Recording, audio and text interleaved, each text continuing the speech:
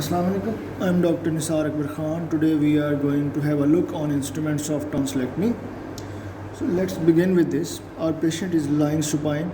His neck is slightly extended, and we place this wooden sheet underneath the neck of the patient. This is called Magoron's plate. These holes are here in order to fix these Dreffin's bipod rods. So this is placed underneath the neck of the patient, and these two rods are placed like this, and this so as to fit this tongue plate over here. And this is a self-retaining assembly in order to free both hands of the surgeon. I'll show you later this. So these are two Dreffin's bipod rods. They are used to suspend this Boyle-Davis mouth gag. Let me show you this. This is Boyle-Davis mouth gag. This is tongue plate. It is inserted in this like this.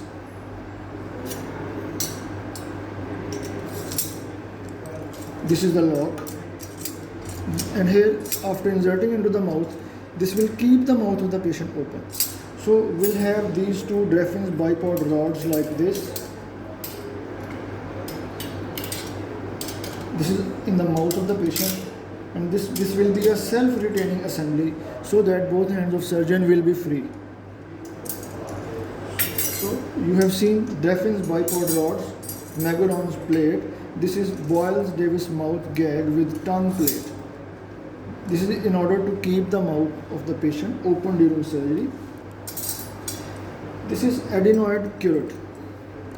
Adenoid curette, this is used to curette the adenoid tissue from the nasopharynx of the patient. Now I'm opening it. This is guard.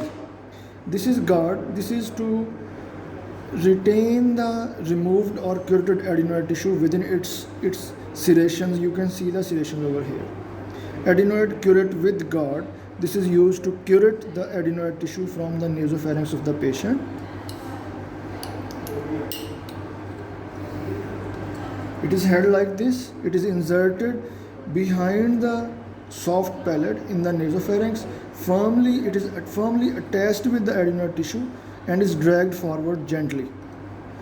Adenoid tissue will be curetted.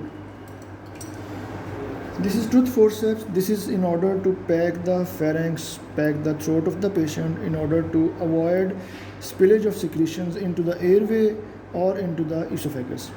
Another function of throat pack is to prevent the leakage of anesthetic gases back into our surgical field, because in that case there will be bubble formation in our surgical field. This is Yanker's suction tube. We call it pharyngeal sucker. Yanker's suction tube. It is used for suction of secretions, suction any spilled blood in the surgical field, and also to suction the nasal cavity. It may also be used in the surgery of nose or sinuses. Yanker's suction tube or pharyngeal sucker. This is tonsillectomy scissors. You can see it has got a typical shape, curved here and pointed. Its pointed tip is there. It is held in hand like this with index finger and thumb. You have to place your other fingers over here, and a gentle nick is given at the upper pole of tonsil, limiting only to the capsule of the tonsil like this. And then this scissor is used to drag within the capsule of the tonsil, similar to when we cut the cloth. We just give a nick in the cloth first, and then we drag the scissor in that cloth in order to prolong that cut instead of throughout cutting the cloth. Same is the case with the capsule of the tonsil. We just make a nick at the upper pole and extend that nick by dragging the scissor forwards. This is tonsillectomy scissors. So both hands should be trained to hold these scissors and use these scissors. This tip of the scissor should be pointed medially, because lateral to tonsil there are important structures, there are vessels. We should avoid entering into the tonsil like this, lateral to tonsil. This is tonsil holding forceps. You can see the joint of this tonsil holding forceps. It is interdigitating joint. Please, you can see the interdigitating joint, and this is oval shaped tip of the instrument. You can see it, and this is non-cutting. Please remember, non-cutting. It is used to hold the tonsil from its medial surface, and we pull the tonsil medially as much as possible. First tonsil is held and pulled medially, then at its lateral extremity. By confirming the lateral entirety of the tonsil, we give a nick at the outer surface of the tonsil, just limiting to the capsule so as to separate the capsule from the tonsillar parenchyma, from the substance of the tonsil.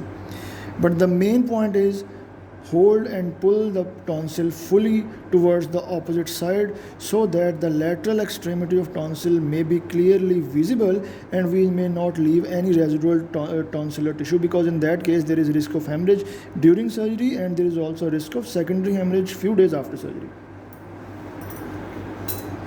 This instrument is called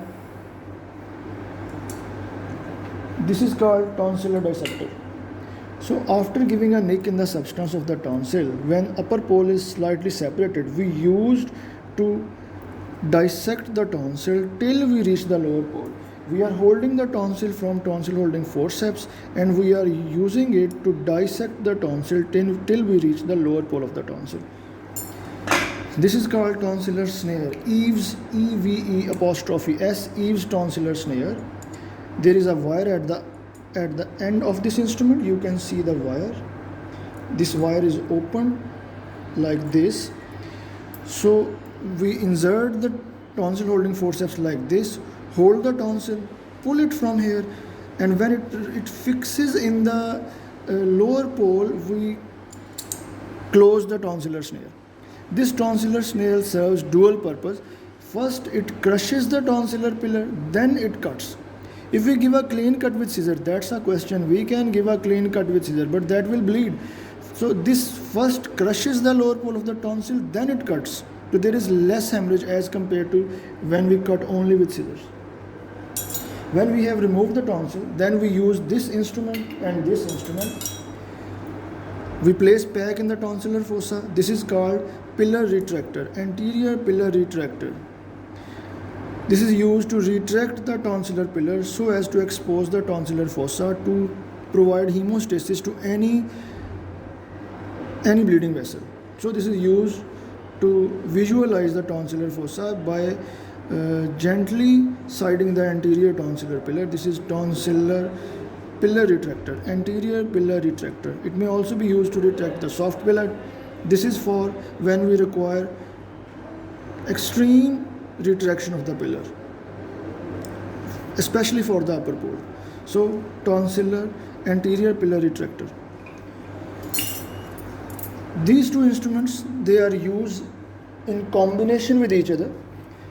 This is Negus knot pusher or Negus ligature carrier, and this is Negus artery forceps. We identify a bleeder,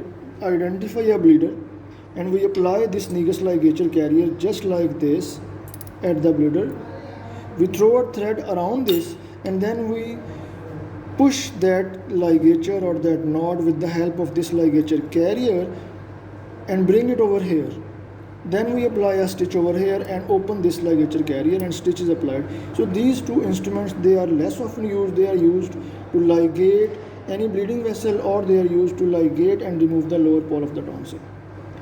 So ligature gives maximum safety because bleeding from the lower pole is very important and there is very less likely chance of bleeding if we ligate the lower pole of tonsil.